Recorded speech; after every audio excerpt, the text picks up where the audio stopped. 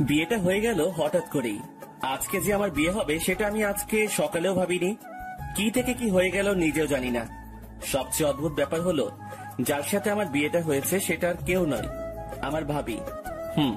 আমার আপন বড় ভাইয়ের বউ, যাকে আজকে সকালেও আমি ভাবি বলে ডেকেছি। কিন্তু এখন আমার বউ, এখন দাঁড়িয়ে আছি বাসার ছাদের উপর, আর ভাবি মানে আমার বউ বাসর ঘরে অপেক্ষা করছে আমার জন্য। কিছু বুঝতেছেন না তো? চলেন তাহলে পুরো বিষয়টা আপনাদেরকে বুঝিয়ে বলি। আজ থেকে প্রায় 1 বছর আগে ভাবির আর ভাইয়ার বিয়ে হয়। খুব সুন্দর দিন যাচ্ছিল। ভাইয়া ইটালি থাকতো, আমি আম্মু আব্বুর বাড়িতে থাকতাম। আমি তখন অনার্স 3য় বর্ষের স্টুডেন্ট ছিলাম। ভাইয়া আর আমার সম্পর্ক ছিল বন্ধুর মতো, দুজনে খুবই ক্লোজ ছিলাম। বাবার একটা দোকান ছিল, ভাইয়া ইটালি যাওয়ার পর বিক্রি করে দিয়েছে, কারণ ভাইয়ার নিষেধ ছিল বাবা যেন আর কোনো কাজ না করে। এইভাবে আমাদের দিন যাচ্ছিল। আমিও বন্ধু বান্ধব, পড়ালেখা, আড্ডা এসব নিয়েই অসাধারণ লাইফ কাটাচ্ছিলাম। একটা ঝড় এসে আমাদের এই সুখী লাইফটাকে তছনছ করে দিয়েছে। ভাইয়া বিদেশ থেকে বাড়িতে আসলো। আমরা ভাইয়ার জন্য মেয়ে দেখতে শুরু করে দিলাম।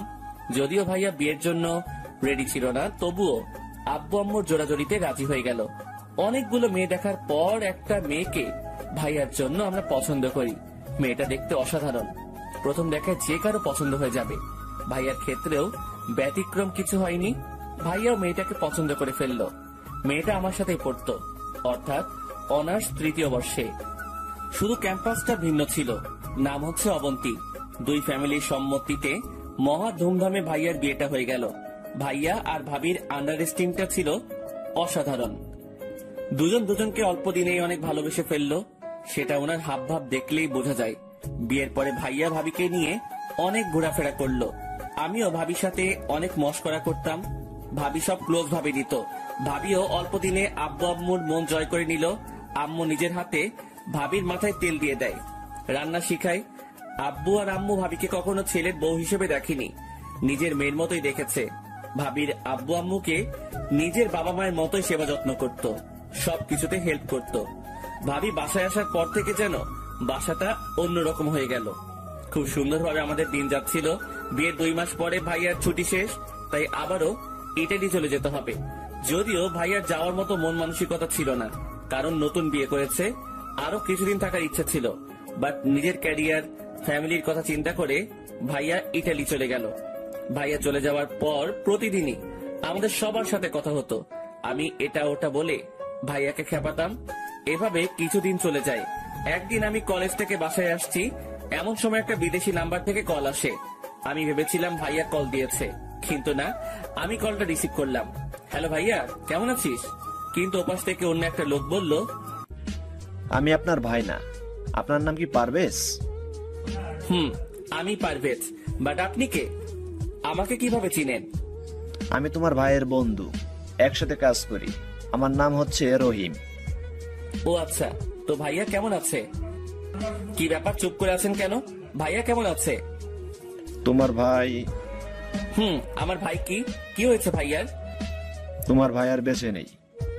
কথাটা শোনার সাথে সাথে আমার পায়ের নিচ থেকে মাটি সরে যেতে লাগলো। আমি নিজেকে সামলাতে না পেরে মাটিতে বসে পড়ি। চোখ দুটো ঝাপসা হয়ে আসলো। কি বলছেন? এটা হতে পারে না। আমি সকালেও ভাইয়ের সাথে কথা বলেছি। ঠিকই বলছি। কিছুক্ষণ আগে তোমার ভাই ডিউটিতে যাচ্ছিল। প্রতিদিন আমি আর তোমার ভাই একসাথে কাজে যেতাম, কিন্তু আজকে আমার শিফট সকালে ছিল আর তোমার ভাইয়ের রাতে। একটু আগে বাস উল্টে তোমার ভাই সহ কোম্পানির প্রায় 13 জন লোক মারা যায়। বাকিদের অবস্থা খুব একটা ভালো না।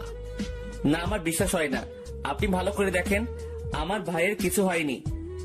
2 দিনের মধ্যে লাশ দেশে পাঠিয়ে দেওয়া হবে। এ কথা বলেই রহিম ভাই কলটা কেটে দিল। আমি যেন পাথর হয়ে গেলাম। মুখ দিয়ে কোনো কথা আসছে না। আমি আব্বু আম্মুকে কি জবাব দিব? কি বলে বোঝাবো ভাবিকে? মাত্র 2 মাস পরে বিধবা হয়ে গেছে। এটা শুনলে ভাবি কি অবস্থা হবে? আব্বু আম্মুকে যদি বলি তোমাদের বড় সন্তান আর নেই, কি হবে ওনাদের? না, আমি আর কিছু ভাবতে পারছি না। মাথাটা ঘুরতেছে। তাড়াতাড়ি বাসায় যাই। একটা রিক্সা নিয়ে তাড়াতাড়ি বাসায় চলে গেলাম। কলিং বেল দেওয়ার একটু পর ভাবি এসে দরজা খুলে দেয়। কি ব্যাপার, আজকে আমার দুষ্টু দেবরটা এত তাড়াতাড়ি বাসায় চলে আসছে কেন? নিশ্চয়ই কলেজ ফাঁকি দিয়েছে। ভাবির কথা শুনে আমার ভিতরটা আবারও মোচড় দিয়ে উঠলো। আমি কোনো কথা না বলে নিজের রুমে চলে গেলাম। দরজা লাগিয়ে দিয়ে ওয়াশরুমে চলে গেলাম। পানি ছেড়ে দিয়ে ইচ্ছে মতো কাঁপতে লাগলাম। অনেকক্ষণ পর বের হলাম। ভাবি আমার রুমের দরজায় টোকা দিতে লাগলো। কি ব্যাপার দেবর সাহেব, মন খারাপ কেন? কি হয়েছে? মনে মনে বললাম, কি হয়েছে সেটা যদি শুনেন তাহলে আপনি নিজেকে স্থির রাখতে পারবেন না। ভাবি যেন কিছু না বোঝে, সেজন্য বললাম, কিছু না। না না, কিছু তো একটা হয়েছে। চোখ মুখ লাল কেন? বললাম তো ভাবি, কিছু হয়নি। আচ্ছা, খেতে চলো, আব্বু আম্মু বসে আছে। আপনারা খেয়ে নেন, আমি খাবো না। ভাবি কিছু একটা বলতে চেয়েছিল, কিন্তু আমি তাড়াতাড়ি বাসা থেকে বেরিয়ে গেলাম। যেখানেই যাই ভাইয়া স্মৃতিগুলো মনে পড়তে লাগলো। মনে হচ্ছে ভাইয়া আমার পাশে গল্প করতেছে। নিজেকে কোনোভাবেই সান্ত্বনা দিতে পারতেছি না। রাতের বেলা রুমে বসে বসে ভাইয়ার ছবিগুলো দেখতেছি আর চোখ দিয়ে পানি ঝরতেছে। এমন সময় আম্মু আমার রুমে আসলো। কি রে, কি করিস? কিছু না। কাঁদতেছিস কেন? কই না, মনে হয় চোখে কিছু একটা পড়েছে। মিথ্যা বলবি না। তোর হাতে কার ছবি? আম্মু ছবিগুলো আমার হাত থেকে নিয়ে দেখে আমার আর ভাইয়ার ছবি, তারপর বলে, ভাইয়ের কথা মনে করে কাঁদতেছিস? আমি আর নিজেকে কন্ট্রোল করতে না পেরে আম্মুকে জড়িয়ে ধরে কাঁদতে শুরু করলাম। এই, হঠাৎ করে তোর কি হলো? কিছু না, ভাইয়াকে খুব মিস করতেছি। পাগল একটা, ওরে কল দিয়ে কথা বল। ও আচ্ছা, ভালো কথা। সকাল থেকে তোর ভাই কল দেয়নি। অবন্তী নাকি কল দিয়েছিল, বারবার মোবাইল অফ পাচ্ছে। তুই একটু দেখ তো। আমি হ্যাঁ সূচক মাথা নাড়ালাম। তারপর আম্মু রুম থেকে চলে গেল। আমি আবারও ছবিগুলো দেখতে লাগলাম। এভাবে 2 দিন চলে গেল। আম্মু আব্বু ভাবি সবাই অনেক টেনশন করতেছে। ভাইয়ার কোনো খবর নাই। আমি জেনেও ওনাদের কিছু বলতে পারছি না। পরের দিন একটা অচেনা নাম্বার থেকে কল আসে। হ্যালো। আপনার নাম কি পারভেজ? জি, আপনি কে? আমি কাস্টম থেকে বলছি। আপনার ভাইয়ের লাশ এসেছে, এসে নিয়ে যান। আমি আর কোনো কিছু না বলে দৌড় দিলাম। একটা গাড়ি নিয়ে তাড়াতাড়ি এয়ারপোর্টে গেলাম। দেখলাম অনেকগুলো লাশ একসাথে শুয়াই রাখছে। দেখে এই ভিতরটা কেঁদে উঠলো। তারপর কয়েকজন পুলিশ লাশগুলোকে পোস্টমর্টেম করার জন্য লাশবাহী গাড়িতে উঠিয়ে হাসপাতালে নিয়ে গেল। অনেক রিকোয়েস্ট করার পরও ওরা আমাদের কারো কথা শুনলো না। পুলিশের পিছে পিছে হাসপাতালে গেলাম। অনেকক্ষণ ধরে হাসপাতালে বসে আছি। চারপাশে অন্যান্য লোকগুলো কেঁদেই যাচ্ছে। আমারও চোখ দিয়ে পানি ঝরতেছে। এখনো বিশ্বাস হচ্ছে না যে আমার ভাই আর বেঁচে নেই। তারপর প্রত্যেকটা লাশ তাদের আত্মীয়দের নিকট দিয়ে দেওয়া হচ্ছে। আমি ভাইয়ার লাশের পাশে দাঁড়িয়ে রইলাম। ভাইয়ার চেহারার দিকে তাকিয়ে আছি। দেখে মনে হচ্ছে আমার ভাইটা এখনো হাসতেছে, কিছুই হয়নি। কি সুন্দর ঘুমাচ্ছে আমার ভাই। আমি ভাইয়ার দিকে তাকিয়ে কাঁদতেছি। এমন সময় কেউ একজন কাঁধের উপর হাত দেয়। ঝাপসা চোখে তাকিয়ে দেখি একজন ডাক্তার। লাশ বেশিক্ষণ উপরে রাখা ঠিক হবে না।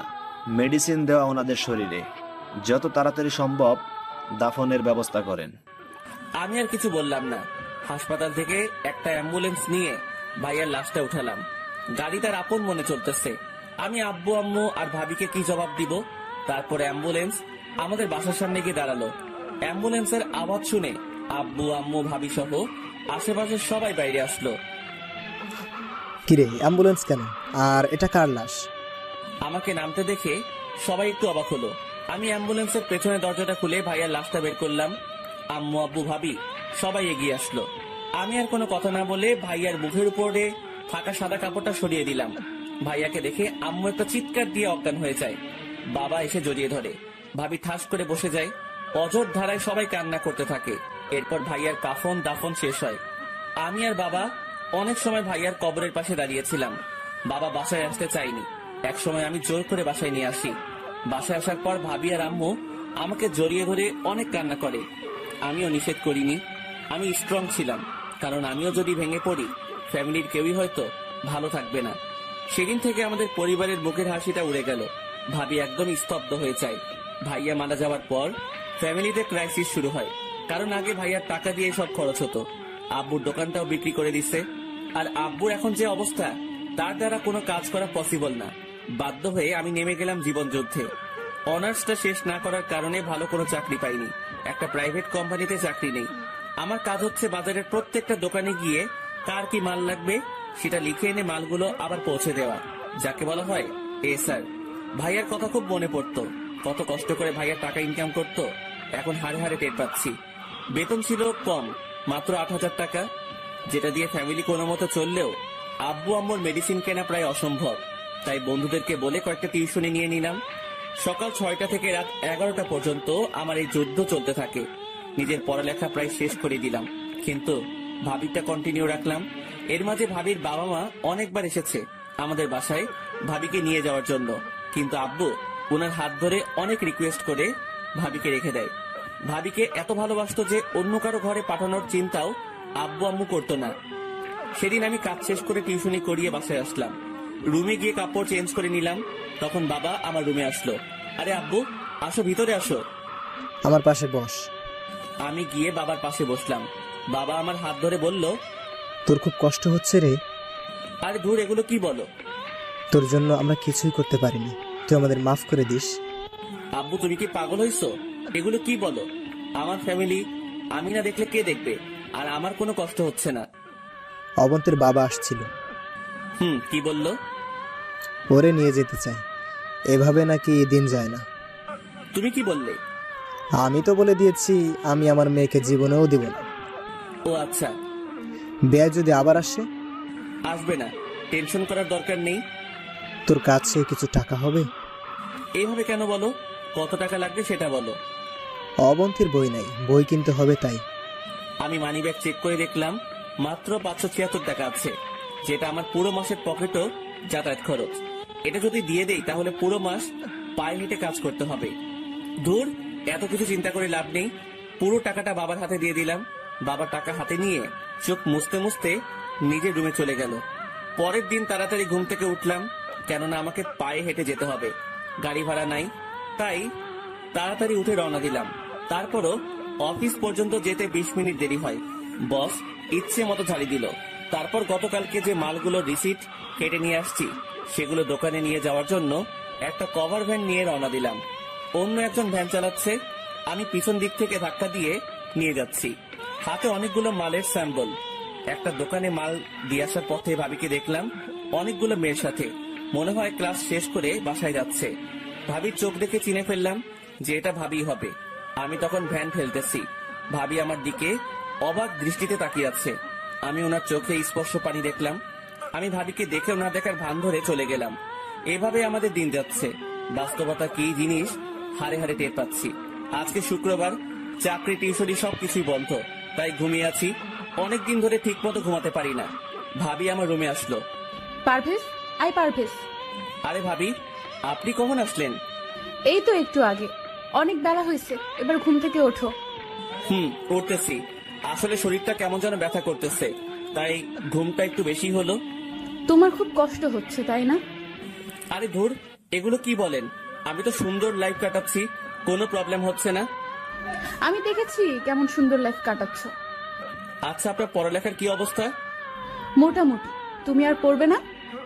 দেখি কি করা যায়। কলেজে যাওয়ার মতো তো সময় নাই। পরীক্ষাটা দিব, যদি কপালে পাশ লেখা থাকে তাহলে তো আলহামদুলিল্লাহ। আসো, খেয়ে নাও। আপনি যান, আমি ফ্রেশ হয়ে আসছি। তারপর ভাবি চলে গেল। আমি ফ্রেশ হয়ে নাস্তা করে নিলাম। এইভাবে আমাদের দিন যাচ্ছিল। এমন একটা লাইফ কাটাচ্ছি যেটাতে নিজের স্বাধীনতা বলে কিচ্ছু নাই। পরিবারের দিকে তাকিয়ে হাসি মুখে সব ত্যাগ করতে হয়। একদিন খেয়াল করে দেখলাম মায়ের শাড়িগুলো সব পুরাতন হয়ে গেছে। ভাবিও প্রতিদিন একটা ড্রেস গায়ে দিয়ে কলেজে যায়। বাবারও পাঞ্জাবিগুলোতে ময়লা জমে গেছে। ভাবির মোবাইলটা হাত থেকে পড়ে ভেঙে যায়। এরপর আর মোবাইল নেয়নি। তারপর লজ্জায় আর আমাদের কাউকে বলেনি। সবকিছু মিলিয়ে সবারই অবস্থা খারাপ। নিজের শখের জিনিসগুলো বিক্রি করে দিলাম। আমার কম্পিউটার, গিটার, হাতের ঘড়ি এবং শখের মোবাইলটাও বিক্রি করে দিলাম সবার অজান্তে। তারপর আব্বু আম্মু আর ভাবিকে নিয়ে শপিং এ গেলাম।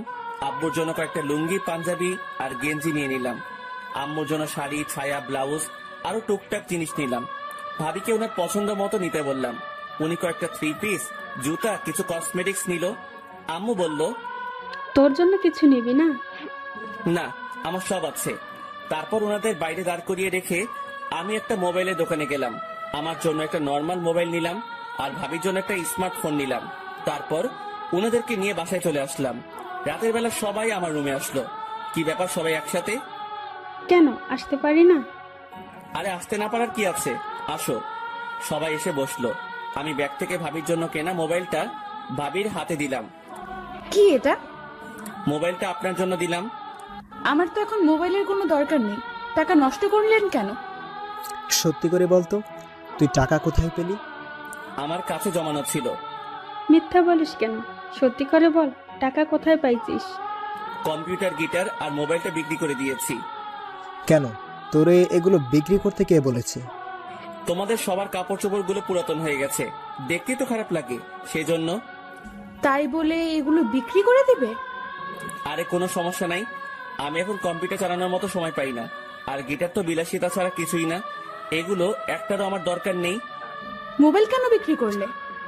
এত দামি মোবাইলের কাজ নেই এখন, সারাদিন কাজে থাকি, মোবাইল চালানোর সময় কই। আর মোবাইলের প্রতি এত শখ নাই, একটা নর্মাল হলেই চলবে। কেউ আর কিছু বললো না, নির্বাক হয়ে আমার দিকে তাকিয়ে রইলো। সবার চোখে যে পানি চলে আসছে সেটা আমি ভালো করে দেখছি। কিছুদিন পর আমি শুয়ে আছি, সকাল 10টার মতো বাজে। সোফা রুমে চিল্লাচিল্লি শুনে তাড়াতাড়ি সেখানে গেলাম। গিয়ে দেখি তালই, মানে ভাবির বাবা আর মা এসেছে। আমি গিয়ে সালাম দিলাম, কুশল বিনিময় করে বাজারে গেলাম বাজার আনতে, কারণ মেহমান আসছে, ভালো মন্দ কিছু না হলে খারাপ দেখা যায়। আমি বাজার থেকে কিছু বাজার করে নিয়ে আসলাম, তারপর রান্নাঘরে দিয়ে আসলাম। ভাবি আর মা রান্না করতেছে, আমি গিয়ে ওনাদের সাথে কিছুক্ষণ গল্প করলাম। দুপুরবেলা খাওয়া দাওয়া করে সবাই সোফার রুমে বসলাম। আমি বসিনি, আব্বু আম্মু আর ভাবির বাবা মা সবাই বসছে, মনে হয় কিছু বলবে। ভাবি দরজার পাশে ঘোমটা দিয়ে দাঁড়িয়ে আছে। কিছুক্ষণ পরই ভাবির আব্বু, মানে আঙ্কেল বলল, দেখেন বিআই সাহেব, যে জন্য আমরা আসছিলাম, জি বিআই বলুন। আমার মেয়েটার বয়স খুব একটা বেশি না, এই বয়সে সে বিধবা হয়ে যাবে কল্পনাও করিনি। যাই হোক, আল্লাহ যা পছন্দ হয়েছে তাই করেছে। আমার মেয়েটা মাত্র 2 মাস জামাইয়ের সাথে ছিল, তারপর কি হলো সেটা তো জানেন। এখন কথা হচ্ছে, ওর তো একটা ভবিষ্যৎ আছে, এভাবে তো আর তার জীবন চলবে না। তো এখন কি করতে পারি? আপনাদের কিছু করতে হবে না, আমাদের মেয়েকে আমরা নিয়ে যাব, ওর অন্য জায়গায় বিয়ে দিয়ে দেব। এভাবে থাকলে তো আর হবে না। না বিআই, এটা করবেন না। আমার মেয়েকে আমার কাছ থেকে নিয়ে যাবেন না। দেখেন, আবেগ দিয়ে তো আর জীবন চলে না, বাস্তবতা মেনে নিতে হবে।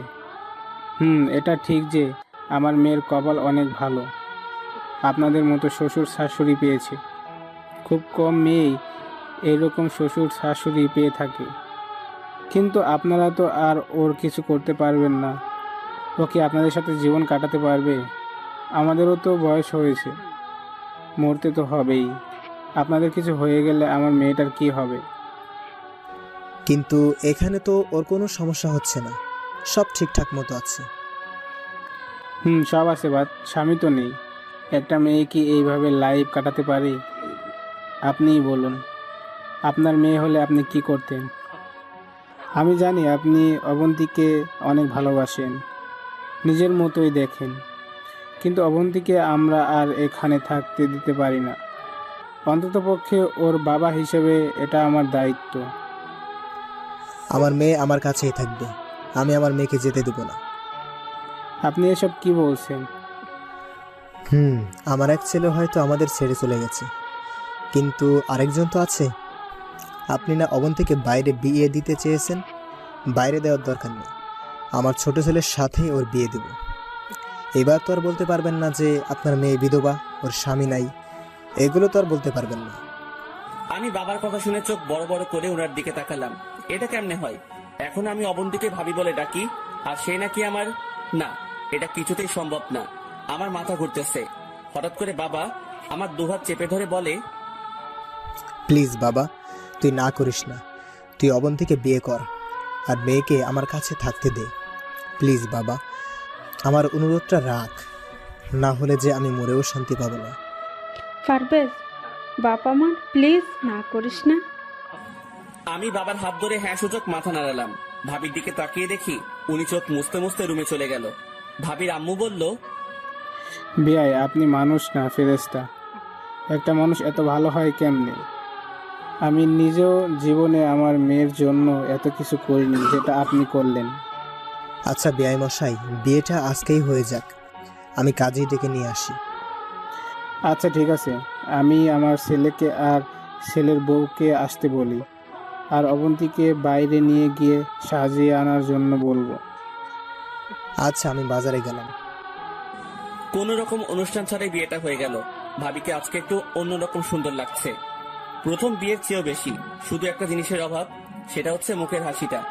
ভাইয়ার সাথে যখন বিয়ে হয়েছিল তখন ভাবির মুখে খুব সুন্দর হাসি ছিল। আজকে সব আছে, সেটাই নেই। হয়তো এমন কিছু হয়ে যাবে কল্পনাও করেনি। ছোটবেলা থেকে আমার অনেক ইচ্ছা ছিল খুব সুন্দর করে বিয়ের অনুষ্ঠান করব, ভালো একটা চাকরি পাওয়ার পর বিয়েটা করব। কিন্তু সবকিছু তো সবার কপালে থাকে না, আমার কপালেও হয়তো নেই। আকাশের দিকে তাকিয়ে ভাবছি জীবনে এমন একটা সময় আসবে আমি স্বপ্নেও ভাবিনি। ভাবিকে বিয়ে করতে হবে, তাও নিজের অজান্তে। এসব ভাবতে ভাবতে কখন যে চোখে পানি চলে আসলো টেরই পাইনি। কেউ একজন পেছন থেকে কাঁধের উপর হাত দেয়। তাকিয়ে দেখি বাবা। আব্বু, তুমি এখনো ঘুমাওনি?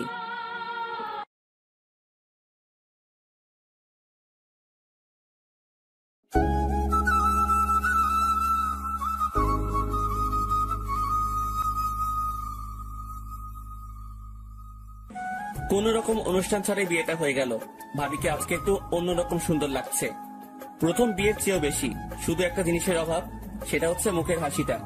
ভাইয়ার সাথে যখন বিয়ে হয়েছিল তখন ভাবির মুখে খুব সুন্দর হাসি ছিল। আজকে সব আছে, সেটাই নেই। হয়তো এমন কিছু হয়ে যাবে কল্পনাও করেনি। ছোটবেলা থেকে আমার অনেক ইচ্ছা ছিল খুব সুন্দর করে বিয়ের অনুষ্ঠান করব, ভালো একটা চাকরি পাওয়ার পর বিয়েটা করব। কিন্তু সবকিছু তো সবার কপালে থাকে না, আমার কপালেও হয়তো নেই। আকাশের দিকে তাকিয়ে ভাবছি জীবনে এমন একটা সময় আসবে আমি স্বপ্নেও ভাবিনি। ভাবিকে বিয়ে করতে হবে, তাও নিজের অজান্তে। এসব ভাবতে ভাবতে কখন যে চোখে পানি চলে আসলো টেরই পাইনি। কেউ একজন পেছন থেকে কাঁধের উপর হাত দেয়। তাকিয়ে দেখি বাবা। আব্বু, তুমি এখনো ঘুমাওনি?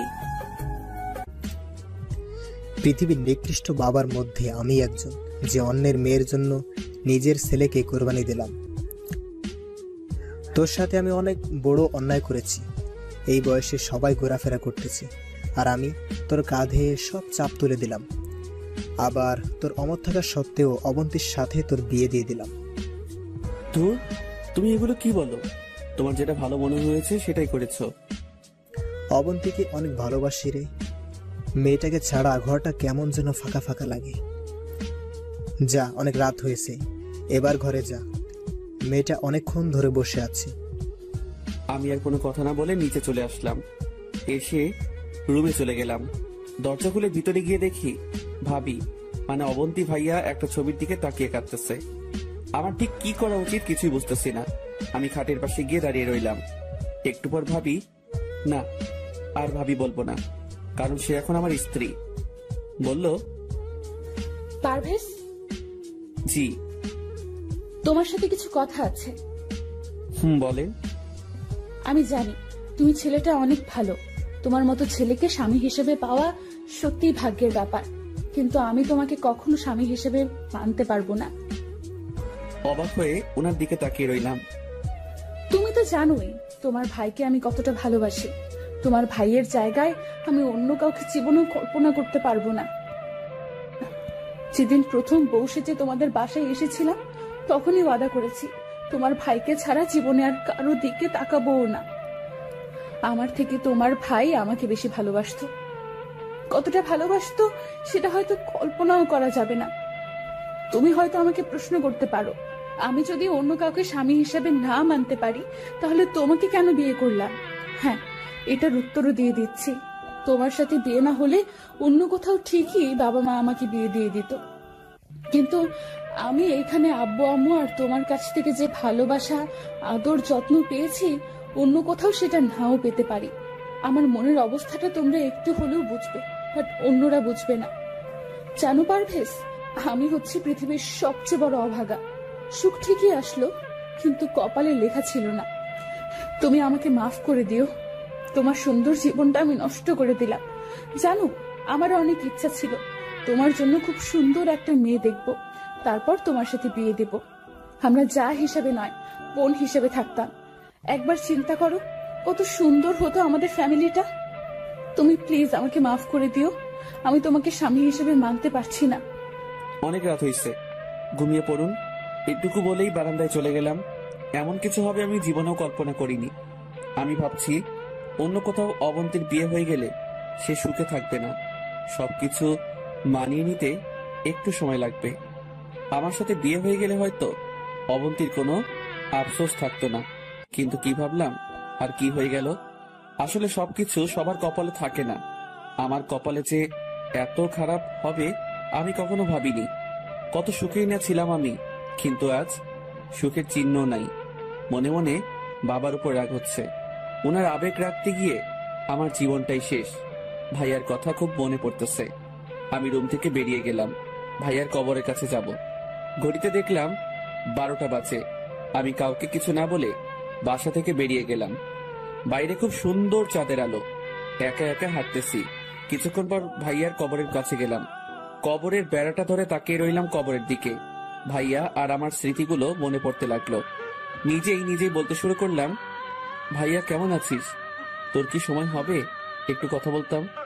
জানিস, তুই যে আমার মাথার উপর ছায়ার মতো ছিলি, এখন হাড়ে হাড়ে টের পাচ্ছি। যখন যেটা চেয়েছি সেটাই তুই আমাকে দিয়েছিস, কিন্তু দেখ আমি কি হতভাগা। তোর জন্য কিছুই করতে পারলাম না। তুই যখন ফ্যামিলি চালাইছিস, রাজার মতো চলেছি আমরা, অথচ দেখ আমি কিভাবে চালাচ্ছি। এক বেলা খেলে পরের বেলা না খেয়ে থাকতে হয়। বাবা মাকে আমি সুখে রাখতে পারছি না। জানিস ভাই, এখনো আমি কোনো জিনিস কিনলে তোর জন্য কিনে রাখি। আমি যেখানে যাই না কেন সব সময় যেন মনে হয় তুই আমার পাশেই আছিস। ভাই, তোর মনে আছে তুই যেদিন বাইক কিনেছিলি, চাবিটা আমার হাতে দিয়ে দিলি আর বললি বাইকটা আজ থেকে তোর। তুই আমার জন্য অনেক স্যাক্রিফাইস করেছিস, কিন্তু দেখ আমি কত বড় হারামি। তোর জন্য তো কখনো স্যাক্রিফাইস করিনি, বরং তোর বউটাকে নিজের বউ করে নিয়েছি। ভাই বিশ্বাস কর, আমি অনন্তীকে বউ হিসেবে কল্পনাও করিনি। তোর যাতে মনে কষ্ট না যায় সেজন্য আমি কখনো অবন্তীর দিকে খারাপ নজরেও তাকাইনি। তুই সবসময় আমাকে বলতি অবন্তীকে দেখে রাখতে, কিন্তু দেখ আমি কত বড় বেঈমান। দেখে রাখার নাম করে আমি নিজেই ওরে বিয়ে করে ফেলেছি। ভাই, এই ভাই, আর একবার আমাদের মাঝে আয়। আমি যে আর পারছি না, মা বাবাকেও কিছু বুঝতে দিতেছি না, কারণ আমি যদি ভেঙে পড়ি তাহলে ওদের কি হবে। ভাই, আমি তোর সাথে অনেক বড় অন্যায় করেছি, তুই আমাকে মাফ করে দিস। আর কোনো কথা মুখ দিয়ে আসছে না, বারবার ভাইয়ার চেহারাটা চোখে ভাসতেছে। আরো কিছুক্ষণ কবরের পাশে থেকে বাসার দিকে হাঁটা দিলাম। ভাবতে লাগলাম আমি হয়তো একমাত্র ব্যক্তি যে বাসরাতে নিজের বউয়ের সাথে না থেকে একটা কবরস্থানের মধ্যে রাত কাটিয়ে দিল। বাসায় যাওয়ার পর দেখলাম অবন্তী এখনো নাক টেনে টেনে কাঁদতেছে। কি ব্যাপার, আপনি এখনো ঘুমাননি? কোথায় গিয়েছিলে? ছাদে। রাত অনেক হয়েছে, ঘুমিয়ে যান। তারপর আমি একটা বালিশ নিয়ে ফ্লোরে ঘুমিয়ে পড়লাম। সকালবেলা ফজরের আজানের সময় ঘুমটা ভেঙে যায়। আমি উঠে নামাজ পড়ার জন্য রেডি হচ্ছি। অবন্তীর দিকে তাকিয়ে দেখি বাচ্চাদের মতো ঘুমাচ্ছে। কিছুক্ষণ তাকিয়ে থাকলাম, তারপর বাসা থেকে বের হয়ে মসজিদে চলে গেলাম। নামাজ পড়ে এসে দেখি অবন্তীও উঠে গেছে। আমি ওয়াশরুমে গিয়ে গোসল করে নিলাম। কাজে চলে যেতে হবে, পকেটে কোনো টাকা নেই, তাই হেঁটেই যেতে হবে। তাড়াতাড়ি না গেলে বসের ঝাড়ি খেতে হবে। গোসল করে রেডি হয়ে রুম থেকে বের হলাম। দেখি মা রান্না করছে আর অবন্তী সেগুলো সাজিয়ে দিচ্ছে। বাবা বসে বসে খবরের কাগজ পড়তেছে। আমাকে এত সকাল সকাল রেডি হতে দেখে বলল, তো আমারও ফাইনাল পরীক্ষা, কারণ অবন্তী আর আমি সেম ইয়ারেই পড়ি, শুধু ক্যাম্পাসটা ভিন্ন। যখন কলেজে নিয়মিত যাইতাম টাকা খরচ করতাম, কত বন্ধু বান্ধব ছিল, আর এখন টাকাও নাই, বন্ধুও নাই। ফাইনাল এক্সাম চলে আসছে, অথচ কেউ একটু আমাকে জানালোও না। আমারও অনেক ইচ্ছা ছিল অনার্সটা অন্তত শেষ করা, কিন্তু কিভাবে কি করব? অবন্তীর টাকা দেওয়ার মতো টাকাও তো আমার হাতে নাই। প্রতিদিনের মতো গোডাউনে চলে গেলাম। বস সেখানে বসে আছে। আসসালামু আলাইকুম বস। কি অবস্থা মিস্টার পারভেজ? কালকে আসুনি যে? বস একটু কাজ ছিল। এত কি কাজ তোমার? এত কাজ হলে কি দরকার চাকরি করার? চুপ করে দাঁড়িয়ে আছি। যাও, আজকে সবগুলো মাল সেল করে আসবে, না হলে বেতন কেটে নিয়ে যাওয়া হবে। এখনো দাঁড়িয়ে আছি। কি ব্যাপার, দাঁড়িয়ে আছো কেন? কিছু বলবা নাকি? আসছে উনি কাজ ছাড়া টাকা নিতে। ভালো লাগলে কাজ করো, না হলে চলে যাও। ভালো লাগলে কাজ করো, না হলে চলে যাও। আমি আর কোনো কথা না বলে মালগুলো নিয়ে বেরিয়ে গেলাম। অবন্তীর পরীক্ষার টাকা কোথায় পাবো সেই চিন্তায় আমি শেষ। হাতের ঘড়িটা অনেক দামি ছিল, ভাইয়া ইটালি থেকে নিয়ে আসছিল। বাংলা টাকায় অনেক দাম। উপায় না পেয়ে সেটা বিক্রি করার সিদ্ধান্ত নিলাম। ভাইয়া শেষ চিহ্নটুকু বিক্রি করে দিলাম। কয়েকটা দোকানে মাল সেল দেওয়ার পর আইমানের সাথে দেখা। কি রে পারভেজ, তুই এগুলো কি করিস? আইমান বন্ধু তুই? হাই রে, কতদিন পর দেখা। কি অবস্থা তোর? আমি তো আছি, তুই এগুলো কি করিস? চাকরি নিয়েছি। দূর বেটা, এটা কোনো চাকরি হলো? আর তোর বাবা ইনকাম করে, ভাইয়া ইনকাম করে, তুই এগুলো কেন করিস? তোর তো রাজার হালে থাকার কথা। ছিলাম, বাট এখন প্রজেক্ট থেকেও আমার অবস্থা খারাপ। কেন, কি হয়েছে? সবকিছু বললাম। কিন্তু মনে রাখিস, একবারে দিচ্ছি না, তুই ভালো কোনো চাকরি পেলে আমার টাকা দিয়ে দিবি। ওকে। চল কলেজে যাই, সবকিছু ঠিক করে আসি। না দোস্ত, তুই যা, আবার এগুলো সেল করতে হবে। তুই গিয়ে আমার নামে টাকা জমা দিয়ে দিস। আচ্ছা ঠিক আছে, ভালো থাকিস, আমি আবার দেখা করব। ওকে, তুই বাসায় আসিস। এরপর আইমান চলে যায়। মনের মধ্যে একটু শান্তি আসলো। তারপর বাকিগুলো মাল বিক্রি করে বসের কাছ থেকে টাকা আর ঘড়ি বিক্রি করার টাকা নিয়ে টিউশনিতে গেলাম। সেখানেও অগ্রিম টাকা নিলাম, সব মিলিয়ে ৬,০০০।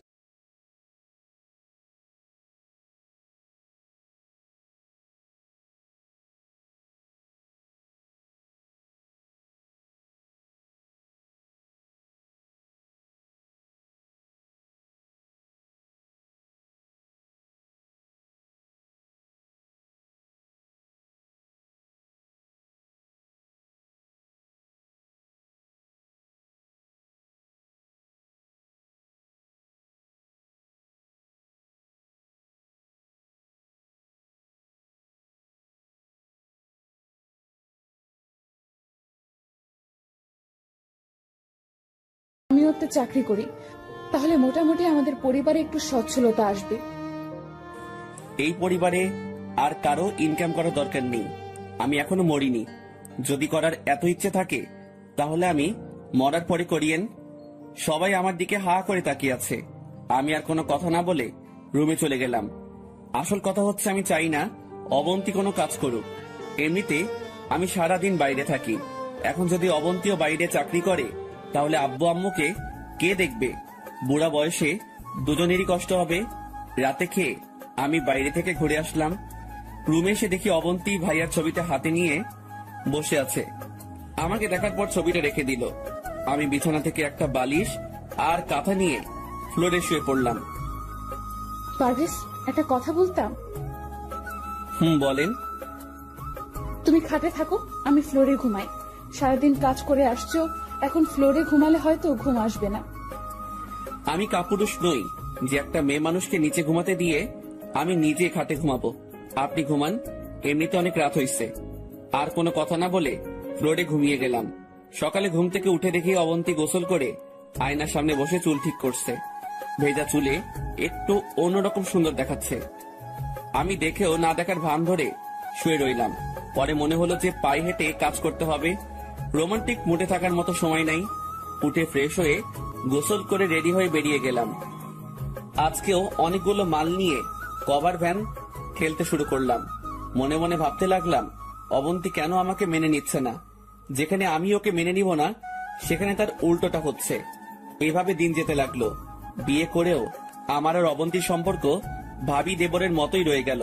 মাঝে মাঝে অবন্তীর উপর অনেক রাগ হয়। কি করব কিছুই বুঝতে পারছি না। আব্বু আম্মুর জন্য আজকে আমার এই অবস্থা। দেশে মেয়ের অভাব পড়েছে যে আমাকে ভাবিকে বিয়ে করতে হলো। সারাদিন কাজ করে এসে আবার রাতে ফ্লোরে ঘুম। জীবনটা অসহ্য লাগছে। পরের দিন কাজে গেলাম, শরীরটা ভালো লাগছে না, মনে হচ্ছে জ্বর আসবে। ইচ্ছা না থাকা সত্ত্বেও রাত পর্যন্ত কাজ করলাম। রাতে না খেয়ে ঘুমিয়ে গেলাম। গভীর রাতে আমার কাঁপুনি দিয়ে জ্বর আসছে। ঠিক মতো চোখও মেলতে পারছি না। হঠাৎ করে কপালে কারো নরম হাতের স্পর্শ পেলাম। ঝাপসা চোখে তাকিয়ে দেখি অবন্তী ডাকতেছে। পারভেজ, এই, কি হয়েছে তোমার? এরকম করছো কেন? আমার অবস্থা এতই খারাপ যে ওর সাথে কথা বলার মতো শক্তিও আমার নেই। অবন্তী আমাকে উঠিয়ে খাটে আরো আগে তুই ঘুমেছিলি, অবন্তী কল দিয়ে আসতে বলেছি। সরি। সরি কেন? আমার জন্য আজকে তোমার এই অবস্থা। আরে ধুর, এগুলো কি বলেন? আপনার জন্য হবে কেন? ফ্লোরে ঘুমানোর কারণে এমন হয়েছে। প্লিজ তুমি খাটে ঘুমাও, আমি নিচে ঘুমাচ্ছি। দরকার নাই, আমার জন্মই হয়েছে নিচে ঘুমানোর জন্য। আমি থাকতে পারবো। সমস্যা নেই, আপনি ঘুমান। কিন্তু কোনো কিন্তু না, নিচে ঘুমালে আপনারও তো সমস্যা হতে পারে, তখন কি করবেন? চোখ ঘুমিয়ে পড়ুন। অবন্তী কিছু একটা বলতে চেয়েছিল, বাট আমি বলার আর সুযোগ না দিয়ে উল্টো পাশ হয়ে শুয়ে গেছি। ফকিন্নি এটা বলতে পারছে না যে আসো আমরা দুজনে খাটে ঘুমাই। দুজন খাটে ঘুমালে কি এমন সমস্যা হয়ে যাবে? আব্বু আম্মু বুঝে যাবে, তাই অন্য রুমেও যেতে পারছি না। দেখবো অবন্তী ম্যাডাম আপনি কতদিন এভাবে থাকতে পারেন। কয়েকদিন পর মোটামুটি সুস্থ, আবারও কাজে চলে গেলাম। এমন সময় আয়মানের সাথে দেখা হলো। কিরে দোস্ত, কি অবস্থা? এই তো আলহামদুলিল্লাহ ভালো, তোর? ভালোই। তোর কাজ শেষ হতে কতক্ষণ লাগবে? সন্ধ্যা হবে। আচ্ছা, কাজ শেষ করে দেখা করিস। অনেকদিন তোর সাথে আড্ডা দিই না। আচ্ছা ঠিক আছে। তারপর আবার কাজে চলে গেলাম। বিকেলবেলা আইমানের সাথে দেখা করতে গেলাম। আসছিস? বল কি অবস্থা? এই তো চলছে। এই জানিস আগামী মাস থেকে তো পরীক্ষা। কি আগামী মাসে পরীক্ষা? তোর প্রিপারেশন কেমন? পরীক্ষাও তো দেওয়ার কথা ছিল না, তুই তো টাকার ব্যবস্থা করে দিলি, আর বইও তো কিনিনি। প্রিপারেশন কেমন হবে তুই বল। তোর ভাই মারা যাওয়ার পর থেকে সব কেমন যেন উল্টা পাল্টা হয়ে গেছে। বাস্তবতা কি জিনিস এখন বুঝতেছি। তোর ভাবি কেমন আছে? ভাবি না, বউ আমার। বউ মানে? ভাবির সাথেই আব্বা আমার বিয়ে দিছে। কি? কখন? আমাকে তো কিছুই বলিসনি। পুরো ঘটনা শেয়ার করলাম। এত কিছু হয়ে গেছে অথচ আমাকে জানালি না। সরি দোস্ত, বলার মতো তেমন সুযোগ ছিল না। তো অবন্তীর জন্য তো এটা প্লাস পয়েন্ট, তবুও তোকে মেনে নিচ্ছে না কেন? জানি না রে, হয়তো আমিও যোগ্য নই। তো এখন কি করবি? কি আর করা, এভাবেই দিন যাবে। শোন পারবেশ, এটা কোনো জীবন নয়, তোর একটা ভবিষ্যৎ আছে। এভাবে তো আর কিছুই হবে না। তো এখন কি করতাম? অবন্তীর সাথে কথা বলে সব ঠিকঠাক কর। কোনো লাভ হবে না, ও আমাকে মেনে নিতে পারবে না। না দিলে ডিভোর্স দিয়ে দিবে।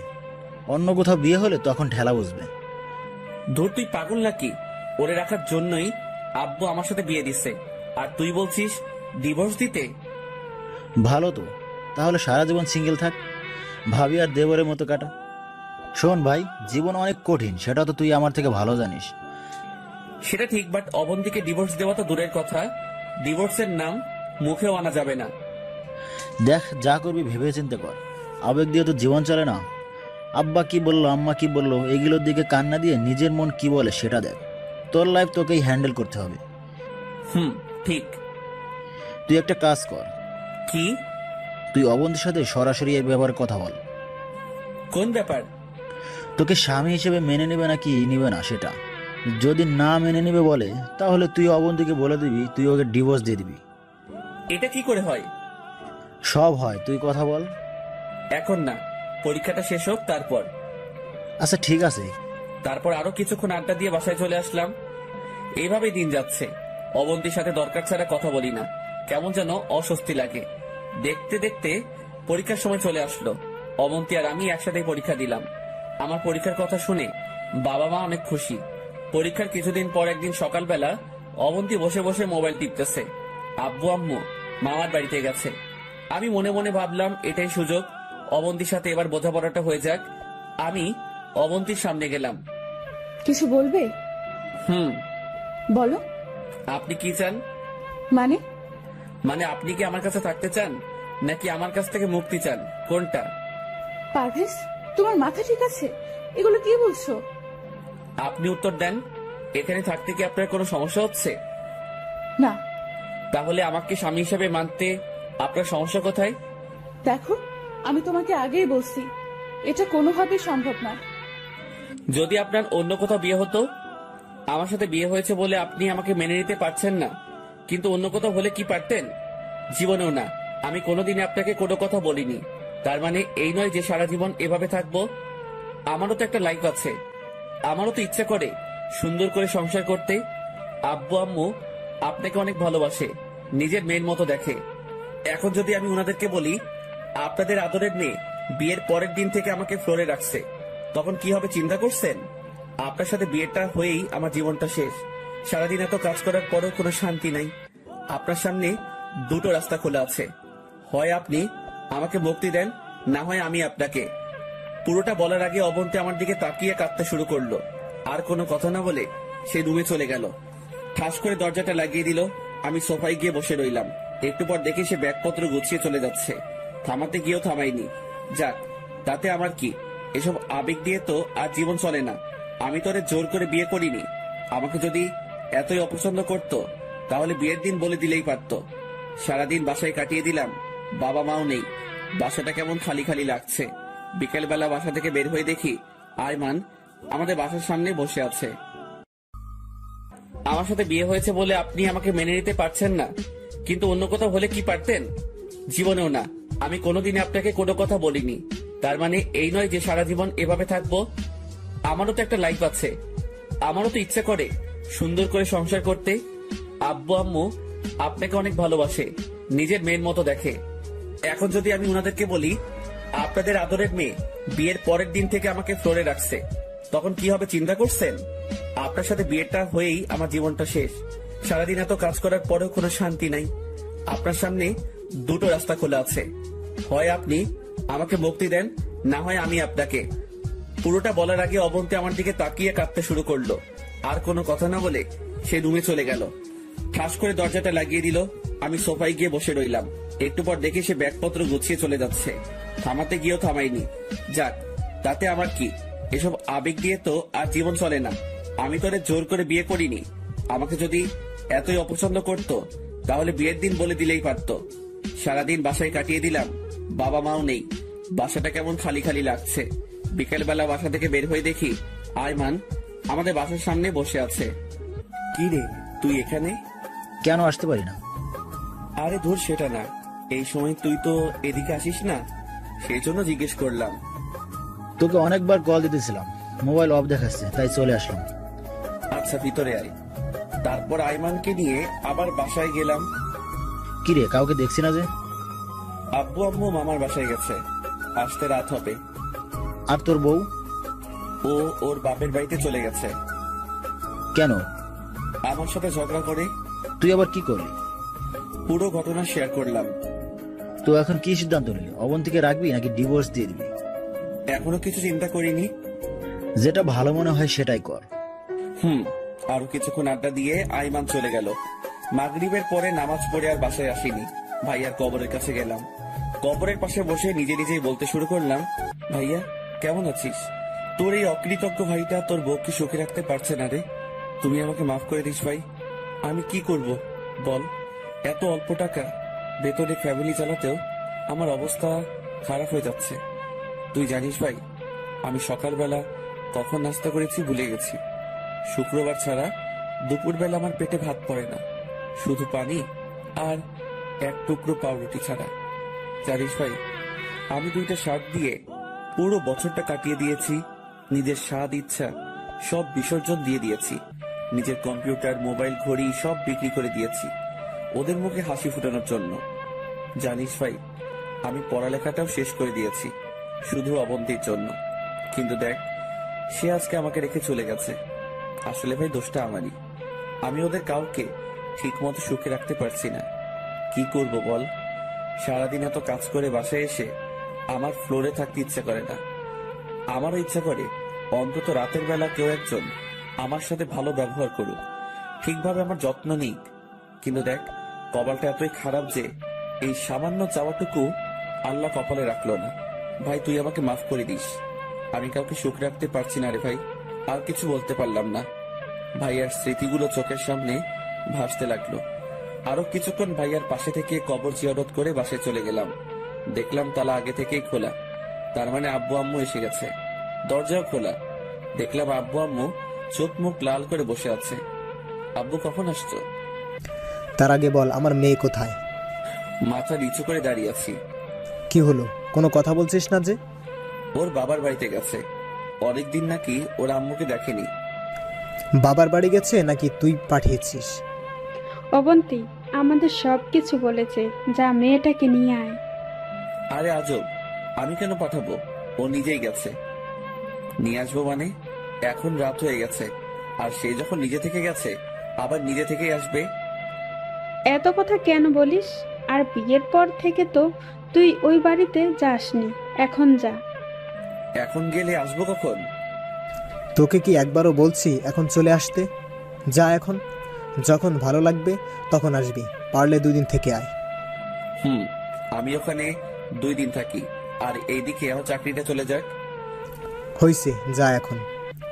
কি আর করার, রেডি হয়ে অবন্তীদের বাসার দিকে রওনা দিলাম। রাত 9টার সময় ওদের বাসায় গিয়ে পৌঁছালাম। কলিং বেল দিলাম। প্রায় 5 মিনিট পর অবন্তীর মা মানে শাশুড়ি এসে দরজা খুলে দিল। আসসালামু আলাইকুম। আরে বাবা তুমি, আসো আসো, ভিতরে আসো। ভিতরে গেলাম। শ্বশুরও বেরিয়ে আসলো। সালাম দিলাম, আরো কিছুক্ষণ কথা বললাম। তারপর উনি বলল, অবন্তী রুমে আছে, তুমি যাও। আমি ওর রুমের কাছে গেলাম। দেখলাম অনেকগুলো মেয়ের সাথে বসে বসে হাসছে। ভাইয়া মারা যাওয়ার পরেই প্রথম অবন্তীকে এইভাবে হাসতে দেখছি। এই মুহূর্তে আমার রুমে যাওয়া উচিত হবে কিনা ভাবতেছি। রুমের বাইরে দাঁড়িয়ে রইলাম। কেউ একজন আমাকে দেখে ফেলেছে মনে হয়। তারপর দুলাভাই দুলাভাই বলে ডাকতে শুরু করলো। ভিতরে গেলাম, দেখে অবন্তী আর ওর কয়েকটা কাজিন বসে বসে গল্প করছে। সবার সাথে পরিচিত হওয়ার পর এক এক করে সবাই চলে গেল। তারপর আমি গিয়ে সোফায় বসলাম। কেউ কোনো কথা বলছি না। নীরবতা ভেঙে অবন্তী বলল, কেন আসছো? আব্বু আম্মু আপনাকে নিয়ে যেতে বলেছে। তারা বলছে সেজন্য এসেছো, নিজে থেকে আসোনি? চুপ করে রইলাম। আমি তো তোমাকে প্যারা দিই, আমি না থাকলে তুমি ভালোই থাকবে। সরি, আসলে সকালবেলা আমার মাথা ঠিক ছিল না, তাই ভুলভাল বলে ফেলছি। সরি, আমি যেতে পারবো না। কেন? এমনিতেই তুমি অনেক কিছু করেছো, আর দরকার নেই। আমি কিছু বলতে যাব, এমন সময় অবন্তীর আম্মু এসে খাবার জন্য ডেকে গেল। অবন্তী তখন বলল, খেতে আসুন। আর কোনো কথা না বলে খেতে চলে গেলাম। বাহ, অল্প সময়ের মধ্যে এত আইটেম। জামাই আদর আসলে অনেক মজার, কিন্তু আমার মনের মধ্যে অন্য চিন্তা করতেছে। খাওয়া দাওয়া শেষ করে আবার রুমে চলে গেলাম। আমি গিয়ে খাটের উপর বসলাম। অনেকক্ষণ পর অবন্তী আসলো। আমি উঠে সোফায় চলে গেলাম। তুমি খাটে ঘুমাও, আর আপনি? আমি সোফায় ঘুমাবো। দরকার নেই, আপনি খাটে ঘুমান। সকালে একটু তাড়াতাড়ি উঠিয়েন। আমি আপনাকে বাসায় দিয়ে আমাকে আবার কাজে যেতে হবে। তোমারে বলছি না আমি যাব না। যাবেন না মানে? যাব না মানে যাব না। তার মানে আপনার কাছে আব্বু আম্মুর ভালোবাসার কোনো দাম নেই? সকালে রেডি থাকবেন। বললাম তো আমি যাব না। দূর না গেলে নাই, এত অনুরোধের কিচ্ছু নেই। দেখি কয়দিন না গিয়ে থাকতে পারে। আমারও তো একটা পার্সোনালিটি আছে। ঘুমিয়ে গেলাম। সকালে কাউকে কিছু না বলে চলে গেলাম। বাসায়ও গেলাম না, সরাসরি কাজে চলে গেলাম। এর মধ্যে বাবা কয়েকবার কল দিয়েছে, বাট ধরিনি। রাতের বেলা বাসায় গেলাম। আব্বু আম্মু দুজনেই আমার উপর ফায়ার। আমি কিছু না বলে রুমে চলে গেলাম। আব্বু আমার রুমে আসলো। কিরে, কি করিস? কিছু না। কিছু বলবা নাকি? অবন্তীর সাথে আমাদের কথা হয়েছে, ও কিছুদিন ওখানে থাক, মন মানসিকতা ভালো হোক, তারপর চলে আসবে। সেটা আমাকে বললেই তো পারতো। আচ্ছা শোন। বলো। অবন্তীর কোনো ফ্রেন্ডের নাকি বিয়ে, যদি ওর হাতে কিছু টাকা দিতি। তোমাকে কে বললো? সে নিজেই বলেছে। তোকে নাকি বলতে লজ্জা করছে, তাই আমাকে বলেছে। আচ্ছা ঠিক আছে, দিয়ে দিব। বিয়ে তো কয়েকদিন পর, কালকে দিতে পারবি? আচ্ছা দেখি। তারপর খেয়ে ঘুমিয়ে গেলাম। সকালে কাজে যাওয়ার আগে টিউশনিতে গেলাম। পড়াশোনা শেষে টাকাটা অগ্রিম চেয়ে নিলাম। টাকাটা নিয়ে আবার কাজে চলে গেলাম।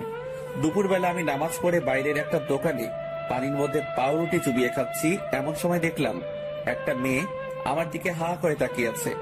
ভালো করে খেয়াল করে দেখলাম এটা অবন্তী। তার কয়েকটা ফ্রেন্ডের সাথে কোথাও যাচ্ছে মনে হয়। বাসের জন্যই অপেক্ষা করছে। আমি দেখেও না দেখার ভান করে কভার ভ্যান চালককে তাড়াতাড়ি এখান থেকে চলে যাওয়ার জন্য বললাম। সে ভ্যান চালাচ্ছে আর আমি পিছন থেকে ঠেলতেছি। রাতের বেলা বাসায় আসলাম। দরজায় টোকা দেওয়ার একটু পরেই দরজা খুলে দেয়। তাকিয়ে দেখি এটা অবন্তী। রীতিমতো একটা টাসকি খেলাম। কি ব্যাপার? অবন্তীকে আমি নিয়ে আসতে গেলাম, আসলো না, কিন্তু এখন নিজে থেকে এসে হাজির। অবশ্য ভালোই হয়েছে, সে কোনো কথা না বলে চলে গেল। আমি দরজা লাগিয়ে রুমে গেলাম। ফ্রেশ হয়ে এসে সবাই মিলে খেতে বসলাম। খাওয়ার এক পর্যায়ে বাবা বলল, একটা কথা বলার ছিল। কি কথা? তোমাদের বিয়ের তো অনেক দিন হয়েছে, এবার অন্তত ভবিষ্যতের কথা কিছু চিন্তা করো। কি বলছো? কিছুই তো বুঝতেছি না। বাসাটা খালি খালি লাগে, আমাদেরও তো ইচ্ছা করে নাতি নাতনির সাথে খেলতে। আম্মুর কথা শুনে আমার গলায় ভাত আটকে গেল। কাশতে শুরু করলাম। মনে মনে বললাম, এখনো ফ্লোর থেকে খাটে উঠতে পারিনি, আর আম্মু বাচ্চার চিন্তা করতেছে। আম্মু, দিল্লি এখনো বহুদূর, তোমার কপালে নাতি নাই। কিছু না বলে চুপচাপ খেয়ে উঠে গেলাম। রুমে গিয়ে বসে আছি। একটু পর অবন্তি আসলো, আমার দিকে তাকিয়ে রইল। দেখে মনে হচ্ছে কিছু একটা বলবে। কিছু বলবেন? একটা কথা ছিল।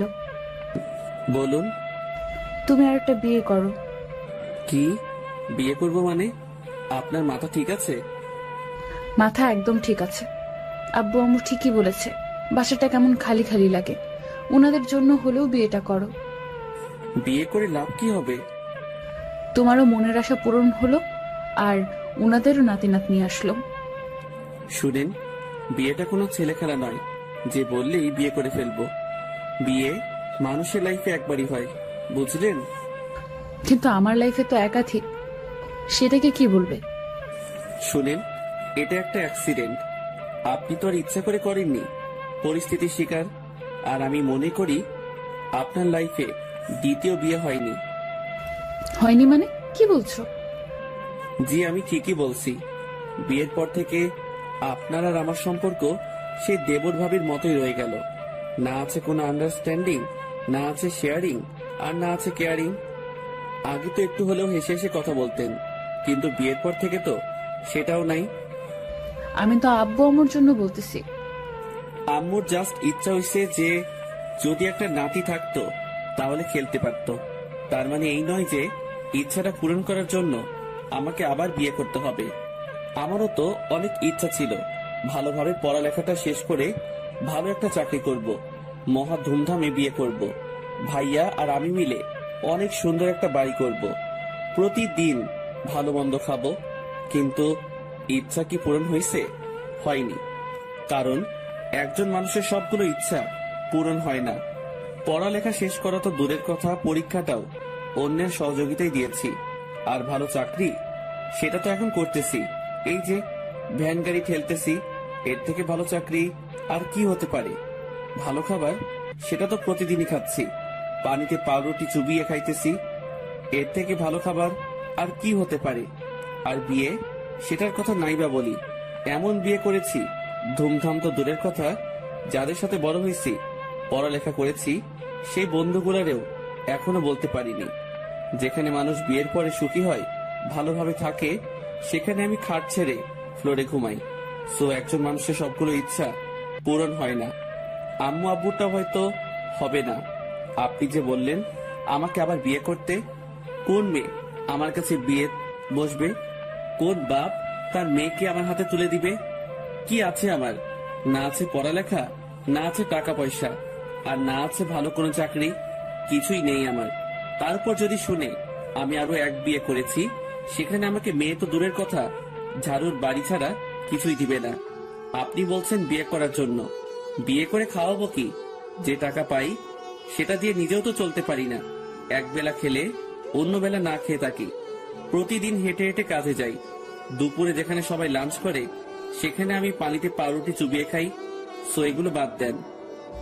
আমার দিকে তাকিয়ে আছে, চোখের কোণে স্পষ্ট পানি দেখা যাচ্ছে। এটা ঠিক যে আমি আপনার আর আব্বু আম্মুর সবগুলো চাওয়া পূরণ করতে পারছি না, যা যা দরকার সেগুলো দিতে পারছি না। কিন্তু কি করব বলেন? আমিও অনেক চেষ্টা করতেছি, কিছুই হচ্ছে না। হয়তো একদিন সব হবে।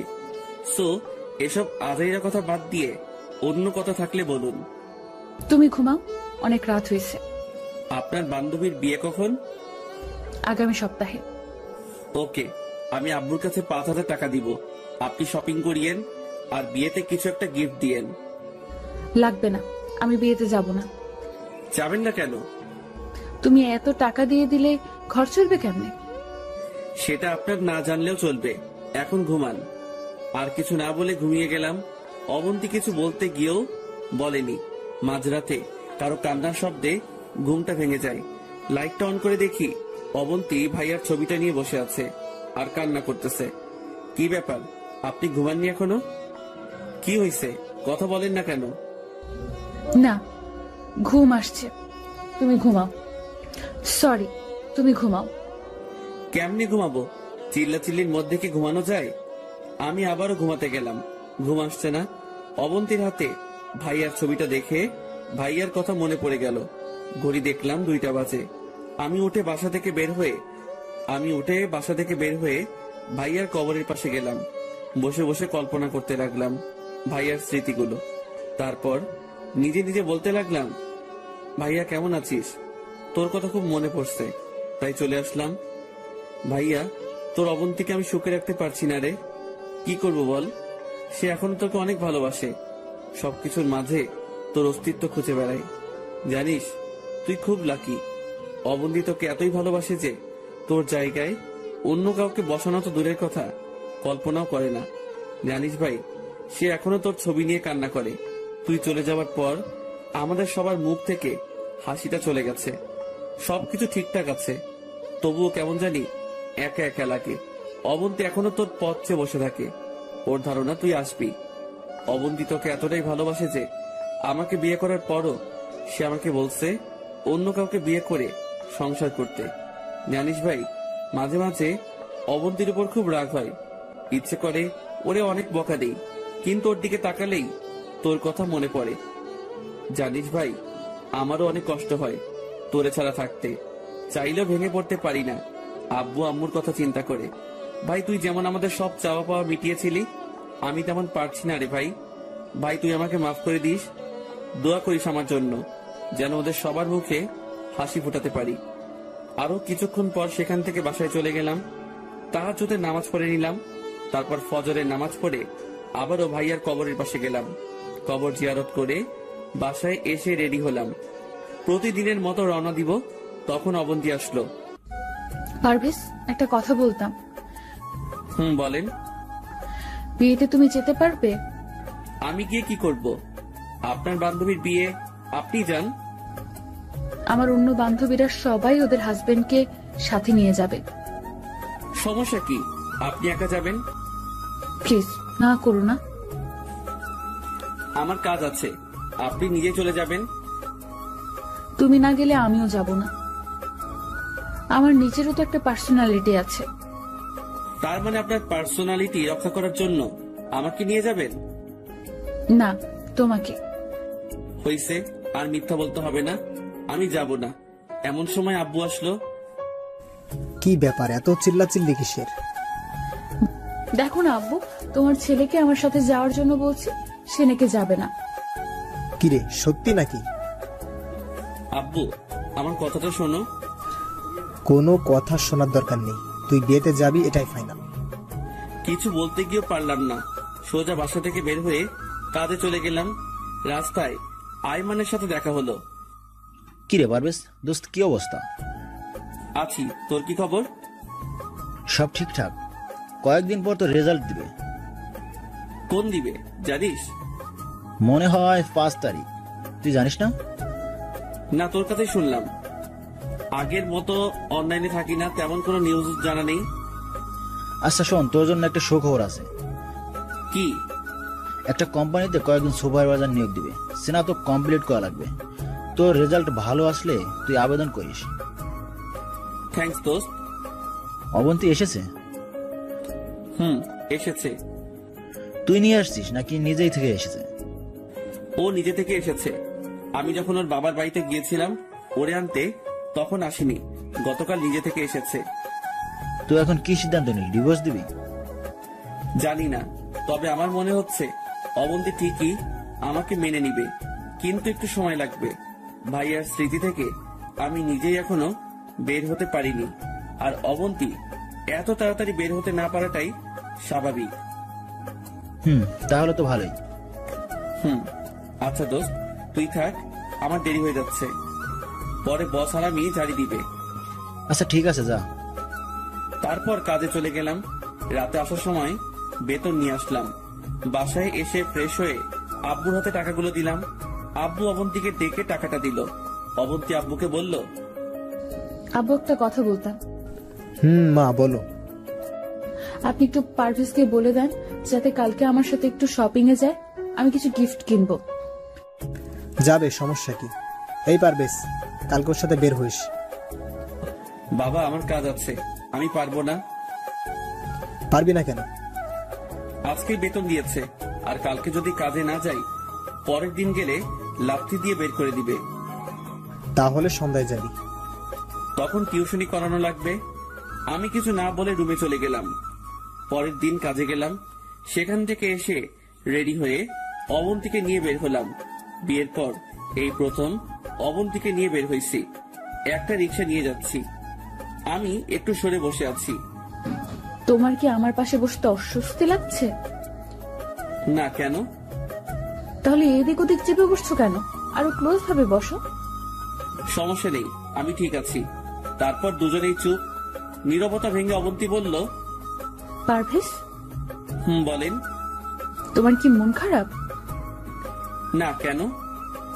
গোমরা মুখ করে বসে আছো তাই। ও না, আমি ঠিক আছি। কথা বলতে বলতে শপিং মলের সামনে চলে আসলাম। অবন্তী অনেকগুলো গিফট দেখলো, তারপর একটা চয়েস করে ওটা কিনলো। এরপর একটা শাড়ির দোকানে গেল। আমাকে বলল শাড়ি পছন্দ করে দেওয়ার জন্য। দোকানের মধ্যে অনেক লোক, তাই কিছু না বলে নীল রঙের একটা শাড়ি পছন্দ করে দিলাম। ভাইয়ার সাথে যখন বিয়ে হয়েছিল তখন একদিন অবন্তী ওদের বাসায় যাওয়ার সময় একটা নীল শাড়ি পরেছিল। সেদিন অবন্তীকে অনেক সুন্দর দেখাচ্ছিল। সাথে ভাইয়া নীল পাঞ্জাবি পরেছিল। দুজনকে অনেক সুন্দর লাগছিল, তাই অবন্তীর জন্য নীল শাড়িটাই পছন্দ করে দিলাম। তারপর অবন্তী আমাকে বাইরে দাঁড়িয়ে রেখে কোথায় যেন গেছে। অনেকক্ষণ পর আসলো। কোথায় গিয়েছিলেন?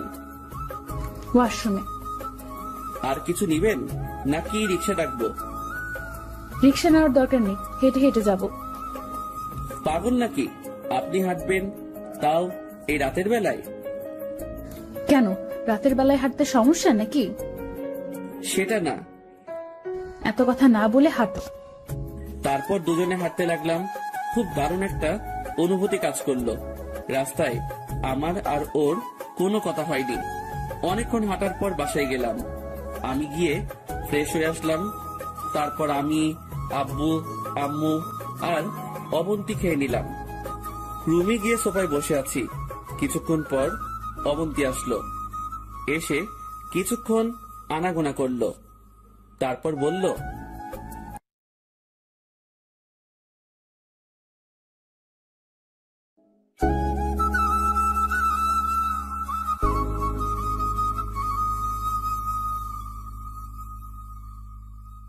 তারপর দুজনে হাঁটতে লাগলাম। খুব দারুণ একটা অনুভূতি কাজ করলো। রাস্তায় আমার আর ওর কোনো কথা হয়নি। অনেকক্ষণ হাঁটার পর বাসায় গেলাম। আমি গিয়ে ফ্রেশ হয়ে আসলাম। তারপর আমি, আব্বু, আম্মু আর অবন্তী খেয়ে নিলাম। রুমে গিয়ে সোফায় বসে আছি। কিছুক্ষণ পর অবন্তী আসলো। এসে কিছুক্ষণ আনাগোনা করলো, তারপর বলল, পারভেজ, একটা কথা বলতাম। বলেন। এই নাও, এটা তোমার জন্য। কি এটা? খুলে দেখো। আমি প্যাকেটটা খুললাম, দেখলাম একটা পাঞ্জাবি। অবাক হয়ে জিজ্ঞাসা করলাম, এটা কখন নিলেন? এত কিছু তোমার না জানলেও চলবে, হলুদের দিন তুমি এইটা গায়ে দিবে। হ্যাঁ সূচক মাথা নাড়ালাম। মনে থাকে যেন। আমি আবারও একটা বালিশ নিয়ে ফ্লোরে ঘুমিয়ে পড়লাম। মাঝরাতে কারো নরম হাতের স্পর্শে আমার ঘুম ভেঙে যায়। আমি জেগে গেলাম, কিন্তু না, জাগার ভান ধরে রাখলাম যাতে কেউ কিছু না বুঝতে পারে।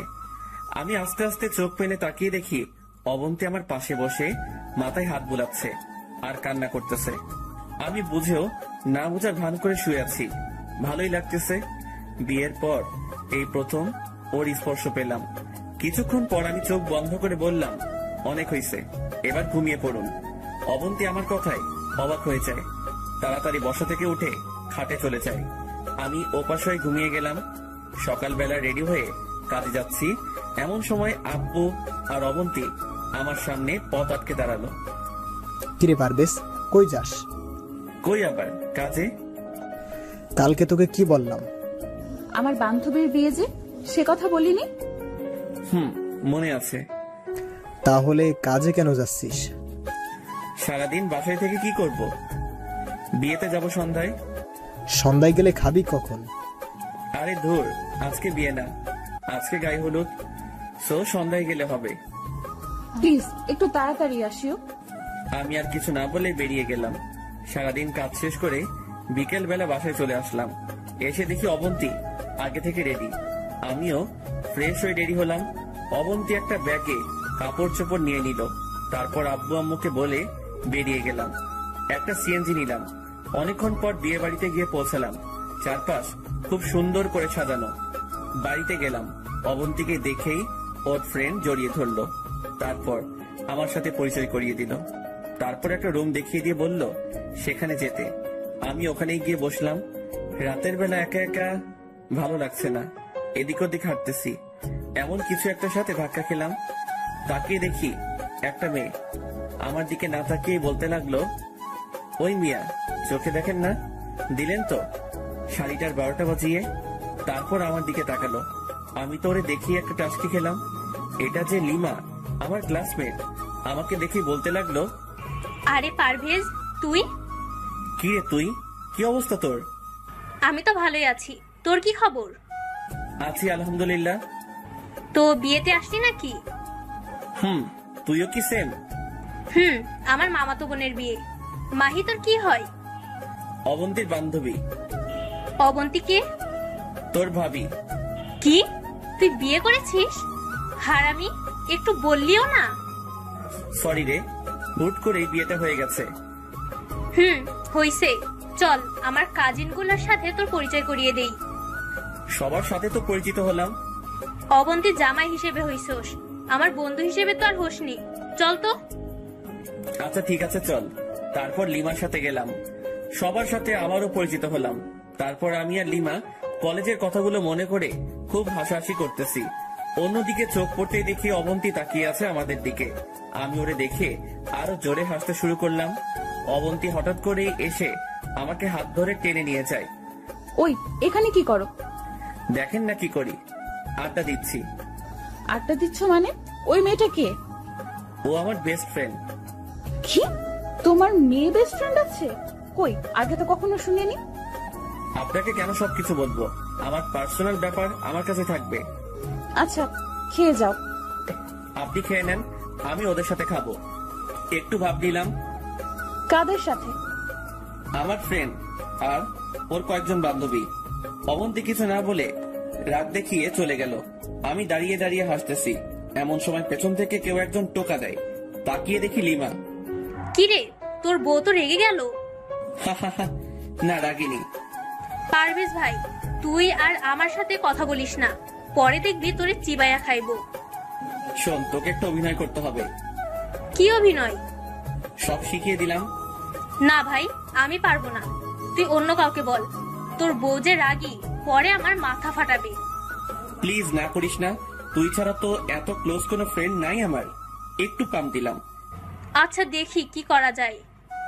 দেখি না, কাজটা তোকেই করতে হবে। আর তোর সাথে আরো কয়েকটা মেয়ে নিয়ে নে। আচ্ছা ঠিক আছে। এরপর আমরা আমাদের প্ল্যান অনুসারে কাজ করতে শুরু করলাম। লিমা আমার হাত ধরে মাহি রুমে আসলো। অবন্তীও সেখানে ছিল। আমাদের এই অবস্থায় দেখে অবন্তীর চোখ কপালে উঠে গেল। আমি আর লিমা কথা বলতেছি। লিমা তো হাসতে হাসতে বারবার আমার গায়ে পড়তেছে। এদিকে অবন্তী রেগে লাল হয়ে আছে। মনে মনে বললাম, জানো, তোমার মনে ভালোবাসা সৃষ্টি করতেছি। তারপর আমি, লিমা আর ওর কয়েকটা কাজিন মিলে আড্ডা দিচ্ছি আর হাসাহাসি করতেছি। এমন সময় দেখি অবন্তী দূর থেকে আমাকে ফলো করতেছে। রাতে খাওয়ার সময় আমি আর লিমা একসাথে বসেছি। অবন্তীর আমাদের টেবিলেই ছিল, আরো কয়েকজন মেয়ে ছিল।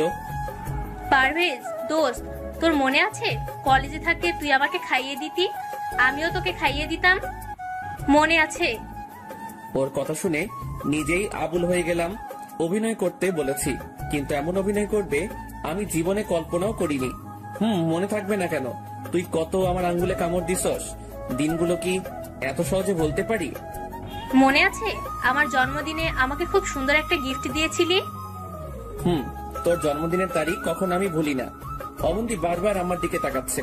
চোখের মধ্যে পানি টলমল করতেছে। আমাদের আরো কথাবার্তা দেখে সে টেবিল থেকে উঠে চলে গেল। তারপর সবাই খেয়ে উঠলাম। অন্য মেয়েগুলাও জানে আমাদের প্ল্যান সম্পর্কে। তারপর বাইরে চলে আসলাম। বিয়ে বাড়িতে চিল্লাচিল্লির জন্য কোনো কথাই ভালোভাবে শোনা যাচ্ছে না। পারভেজ, তোর বউ কিন্তু তোকে অনেক ভালোবাসে। কচু, তুই তাহলে কিছু জানোস না? আচ্ছা তোর কথা বল, বিয়ে করেছিস? করেছি, আবার করিওনি। মানে? বিয়ে ঠিক হয়ে আছে, কিন্তু উনি দেশের বাইরে। এমনিতে মোবাইলে সারাদিন কথা হয়। বিয়ের পর আমাকেও নিয়ে যাবে তো, তাই সবকিছু ঠিকঠাক করতে একটু সময় লাগছে। বাহ, তাহলে দেশের বাইরে চলে যাবি। দেখিস আমাদের আবার ভুলিস না। একটা মাইট দিব, ভুলবো কেন? আচ্ছা, তোর ভাই কোন দেশে থাকে রে? ভাইয়ার কথা বলার কারণে মনটা খারাপ হয়ে গেল। ভাইয়া এমন এক দেশে থাকে যে দেশে গেলে কেউ আর ফিরে আসে না। মানে? পুরো ঘটনা বললাম। সরি দোস্ত, আমি জানতাম না। It's okay. তারপর তুই তোর ভাবি মানে অবন্তীকে বিয়ে করে নিলি? ভালো করছিস, মেয়েটা যথেষ্ট ভালো। তো এখন কি করিস? তেমন কিছু না, চাকরি নাই, বেকার বেকার ঘুরতেছি। সত্যিটা বললাম না, কারণ যতই হোক একটু হলেও মান-ইজ্জত আছে আমার। কি বলিস? তাহলে ফ্যামিলি কে দেখে, কিভাবে চলে? আল্লাহ চালাইতেছে কোনোভাবে। এই, আমাদের কোম্পানির জন্য কয়েকজন লোক দরকার। তুই চাকরি করবি? আমি বাবাকে বলে দিলে তোর কোনো ইন্টারভিউ নিবে না, সরাসরি চাকরি দিয়ে দিবে। কিন্তু কি?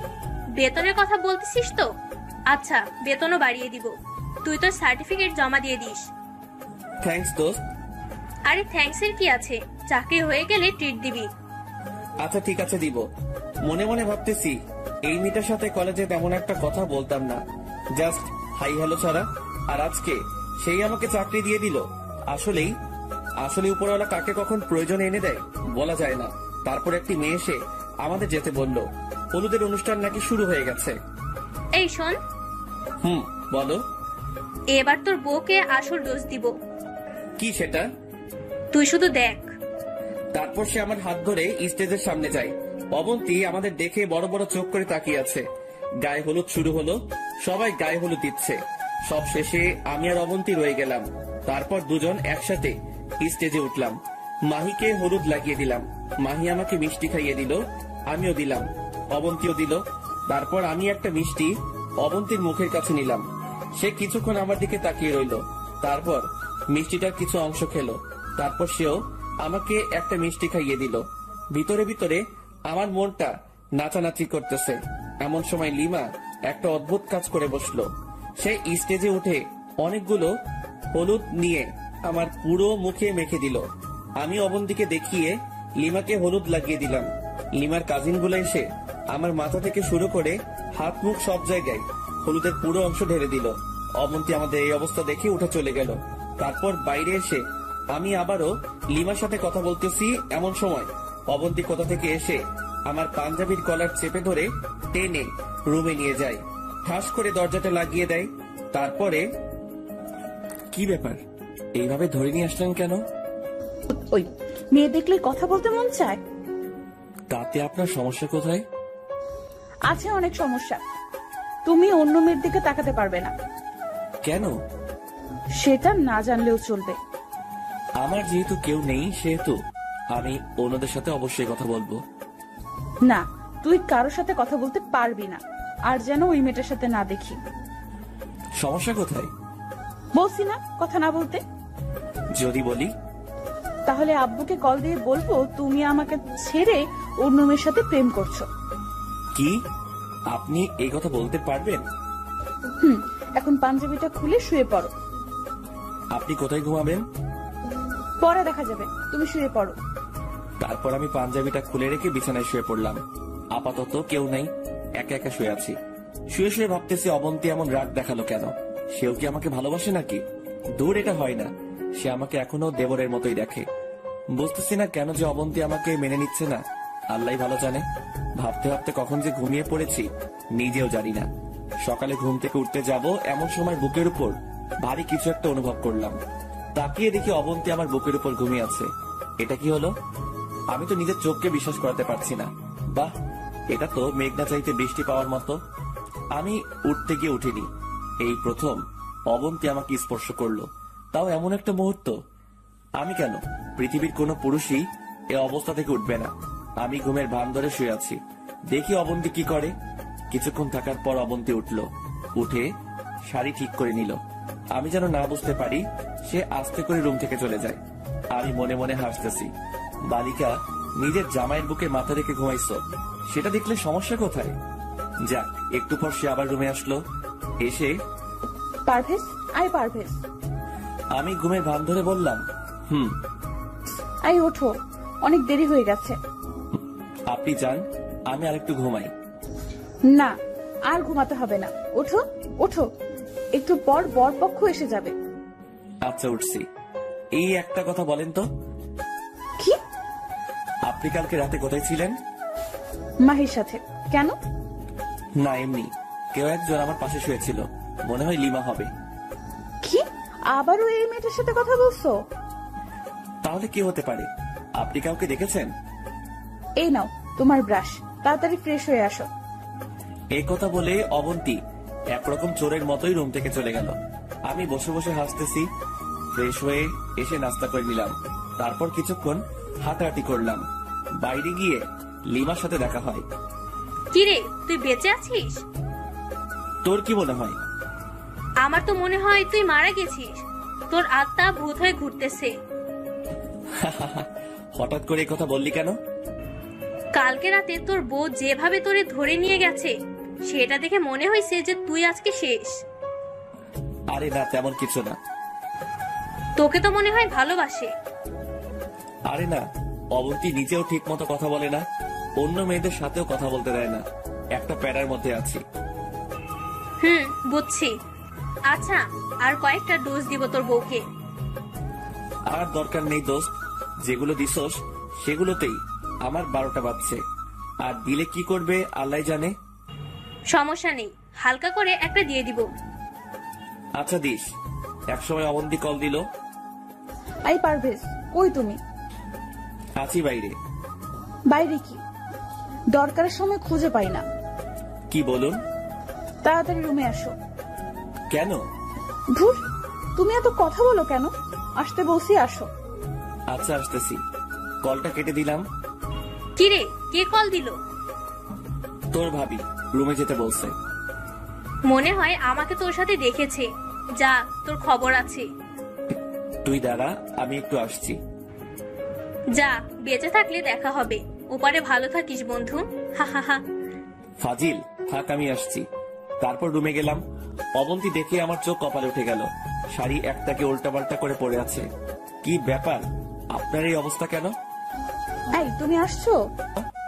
কি হয়েছে? ধুর, একা একা শাড়ি পরা যায় নাকি? দরজাটা লাগিয়ে এদিকে আসো। দরজা কেন লাগাবো? তো কি দরজা খুলেই শাড়ি পরবো? যাও, লাগিয়ে আসো। আমি গিয়ে দরজা লাগিয়ে আসলাম। এই, শাড়ির আঁচলটা একটু ধরো তো। আমি তো অবাক হয়ে গেলাম, এটা কি বলে? ওই, আবুলের মতো দাঁড়িয়ে আছো কেন? না মানে স্বপ্ন নাকি বাস্তব, সেটাই তো বুঝতেছি না। সামান্য শাড়িটা ধরতে বলেছি, এতেই এই অবস্থা। অন্য কিছু বললে কি হতো? অন্য কিছু কি? ওই, এত কথা বলো কেন? যেটা করতে বলেছি সেটা করো। আমি গিয়ে হাঁটু গেড়ে বসে শাড়ির কচিগুলো ধরলাম। আপনি শাড়ি পরতে পারেন না? পারি, তবে পুরোপুরি ভাবে পারি না। তাহলে কাল কিভাবে পড়েছেন? বাসা থেকে আসার সময় আম্মু পরিয়ে দিয়েছে। ও আচ্ছা। যাও, তুমি গিয়ে গোসল করে রেডি হয়ে নাও, একটু পর অনুষ্ঠান শুরু হবে। আচ্ছা ঠিক আছে। তারপর গোসল করে রেডি হয়ে নিলাম। অবন্তী নিজের হাতেই আমার শার্টের বোতাম লাগিয়ে দিল। একটা জামাই জামাই ভাব আসলো শরীরে। আমি রেডি হয়ে বাইরে গেলাম। মাহির বাবা ডেকে নিয়ে গেল ওনার সাথে একটু দেখাশোনা করার জন্য। আমি ওনার সাথে গেলাম।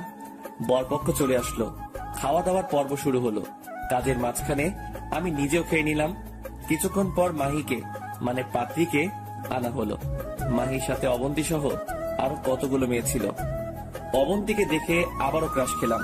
কালো একটা শাড়িতে একটু অন্যরকম লাগছে। আমি এক দৃষ্টিতে তাকিয়ে আছি। এমন সময় পেছন থেকে কেউ একজন টোকা দিল। তাকিয়ে দেখি লিমা। কিরে, নিজের বউকে কেউ এভাবে দেখে?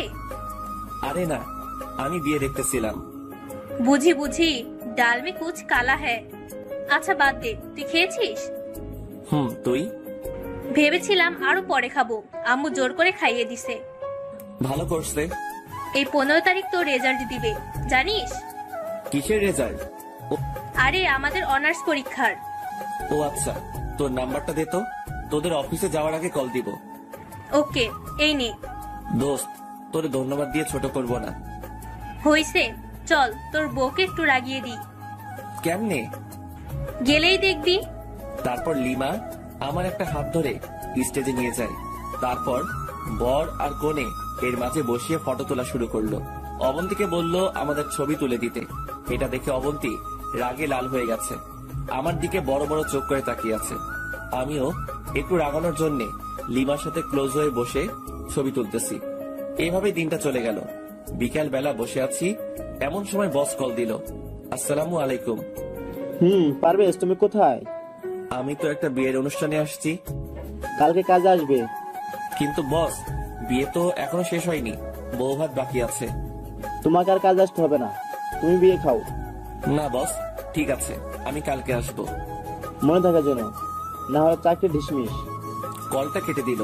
আমি মনে মনে ভাবতেছি, শালা লিমাদের ওখানে চাকরিটা একটু পাই তখন দেখবি তোর এই ব্যবহারের ফল আমি সুদে আসলে দিব। অবন্তীর কাছে গেলাম।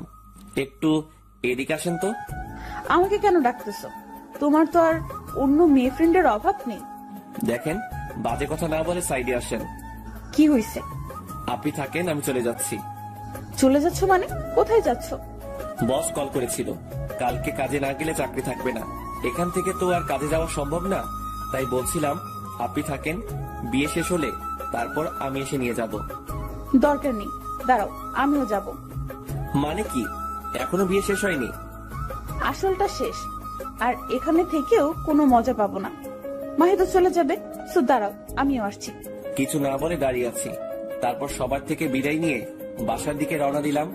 লিমাকে ইশারায় বলেছি মোবাইলে কথা বলবো। তারপর একটা সিএনজি নিয়ে বাসায় চলে আসলাম। কি রে, চলে আসলি যে? বিয়ে শেষ নাকি?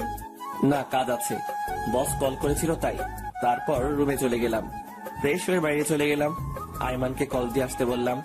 আসার পর পুরো ঘটনা ওর সাথে শেয়ার করলাম। বাহ, তার মানে সব ঠিকঠাক হয়ে গেছে?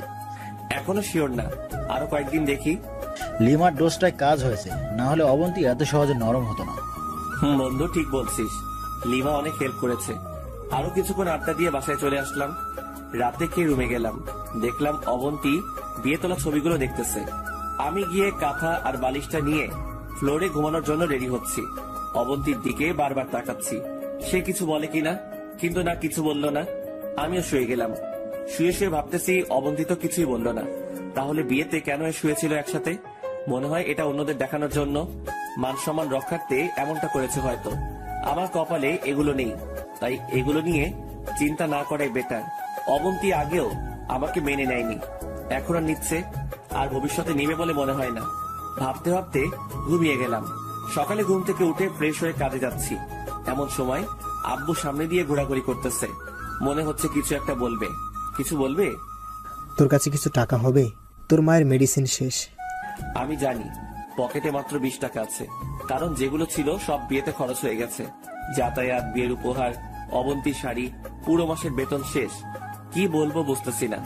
আচ্ছা, প্রেসক্রিপশনটা আমাকে দাও, আমি আসার সময় নিয়ে আসবো। তারপর বাবার থেকে প্রেসক্রিপশনটা নিয়ে বেরিয়ে গেলাম। ভাবতে লাগলাম কিভাবে কি করব। হেঁটে হেঁটে কাজে চলে গেলাম। প্রতিদিনের মতো সেই দোকানে দোকানে মাল দেওয়া আর ভ্যান ঠেলা। কাজ শেষ করে আসার সময় বসের কাছে কিছু টাকা চাইলাম, শালা টাকা তো দিলই না, উল্টো আরো ঝাড়ি দিল। পরে আইমানকে কল করে দেখা করতে বলি, ওর কাছ থেকে কিছু টাকা নিয়ে আম্মুর জন্য মেডিসিন গুলো কিনে নিয়ে আসি। এইভাবে দিন যেতে লাগলো। কয়েকদিন পর আমাদের রেজাল্ট দিবে। এটা নিয়ে আমার তেমন মাথা ব্যথা নেই, কারণ আমার পরীক্ষা যে খারাপ হয়েছে সেটা আমি খুব ভালো করে জানি। ফেল করবো এটাই শিওর। এদিকে অবন্তী রেজাল্টের চিন্তায় শেষ। দেখতে দেখতে রেজাল্টের দিন চলে আসলো। আমি যথারীতি কাজে চলে গেলাম। দুপুরবেলা অবন্তী আমাকে কল দিয়েছে। আই পারভেজ, তুমি কোথায়? কাজে আছি। কেন, কি হয়েছে? রেজাল্ট দিয়ে দিছি, আমি পাশ করেছি। কনগ্রাচুলেশন। থ্যাঙ্কস। এই তোমার রোল নাম্বার আমি ভুলে গেছি, আমাকে বলো তো। আমি নিজেও ভুলে গেছি। অ্যাডমিন কার্ড দেখো। আচ্ছা, দেখতেছি। তারপর কলটা কেটে দিল। পাশে বস ছিল। আমার মোবাইলে কথা বলা দেখে উনি বিরক্ত মাখা মুখ নিয়ে বলল, ওই মিয়া, কাজ করতে আসো নাকি প্রেম করতে? Sorry boss. আরে রাখো তোমার সরি, মোবাইল বন্ধ করো মিয়া। এতই যখন বউ বউ করো তাহলে কাজে আসো কেন? বউয়ের কাছে থাকলেই তো পারো। এই শালার উপর তো রাগ হচ্ছেই, সাথে অবন্তীর উপরও। কল দেওয়ার আর সময় পেল না। রেজাল্ট দিয়েছে তো কি হয়েছে, বাসায় গেলেও তো বলা যেত। আমি মোবাইলটা বন্ধ করে রেখে দিলাম। তারপর কাজ শেষ, বসের কাছে টাকা চাইলাম। উনি মুখের উপর বলে দিয়েছে মাস শেষ হওয়া ছাড়া কোনো টাকা দিবে না। যদি অতিরিক্ত করি তাহলে অতিরিক্ত কাজের টাকা দিবে। আমি আরো 2 ঘন্টা করে 100 টাকা নিলাম, তার হিসেবে নাকি আরো কম পাবো। তারপর গেলাম টিউশনিতে। পড়ানোর এক পর্যায়ে ছাত্রের মা আসলো, টাকা হাতে নিয়ে দাঁড়িয়ে আছে। আন্টি কিছু বলবেন? এই নাও তোমার এই মাসের বেতন। কিন্তু আন্টি, মাস তো এখনো শেষ হয়নি। জানি, তোমাকে আর আসার দরকার নেই। আমি ওর জন্য নতুন টিচার দেখছি। কিন্তু আন্টি কেন? তুমি রাতে করে আসো, তার উপর দেখে মনে হয় ক্লান্ত। তোমার পড়াশোনা নাকি ওর কাছে ভালো লাগে না। আর কি? আর তুমি নাকি ভ্যান। তোমাকে আজকে সকালে ওর ফ্রেন্ডরা সবাই দেখেছে। তারপর স্কুলে গিয়ে ওর অনেক রকম কথাবার্তা বলেছে, ঠাট্টা করেছে। আমি কিছু না বলে নিচের দিকে তাকিয়ে আছি। শালা ভ্যান গাড়ির সাথে পড়ানোর কি সম্পর্ক এখনো আমার মাথায় আসছে না। কিছু না বলে ওই বাসা থেকে বেরিয়ে গেলাম। এবার কি হবে? টিউশনির টাকাটা দিয়ে আব্বু আম্মুর মেডিসিন কিনি। কিন্তু এবার কি হবে? হঠাৎ করে অবন্তী রেজাল্টের কথা মনে পড়লো। আন্টির দেওয়া বেতনগুলো দেখতে লাগলাম। পুরো টাকা দেয়নি, অর্ধেক দিয়েছে। বাস আসলে সব দিক দিয়ে আসে। অবন্তীর জন্য 2 কেজি মিষ্টি নিলাম। তারপর হেঁটে হেঁটে বাসায় গেলাম। কলিং বেল দেওয়ার একটু পর দরজা খুলে দিল। তাকিয়ে দেখি, আমি কিছু না বলে নিচের দিকে তাকিয়ে আছি। শালা ভ্যান গাড়ির সাথে পড়ানোর কি সম্পর্ক এখনো আমার মাথায় আসছে না। কিছু না বলে ওই বাসা থেকে বেরিয়ে গেলাম। এবার কি হবে? টিউশনির টাকাটা দিয়ে আব্বু আম্মুর মেডিসিন কিনি। কিন্তু এবার কি হবে? হঠাৎ করে অবন্তী রেজাল্টের কথা মনে পড়লো। আন্টির দেওয়া বেতনগুলো দেখতে লাগলাম। পুরো টাকা দেয়নি, অর্ধেক দিয়েছে। বাস আসলে সব দিক দিয়ে আসে। অবন্তীর জন্য 2 কেজি মিষ্টি নিলাম। তারপর হেঁটে হেঁটে বাসায় গেলাম। কলিং বেল দেওয়ার একটু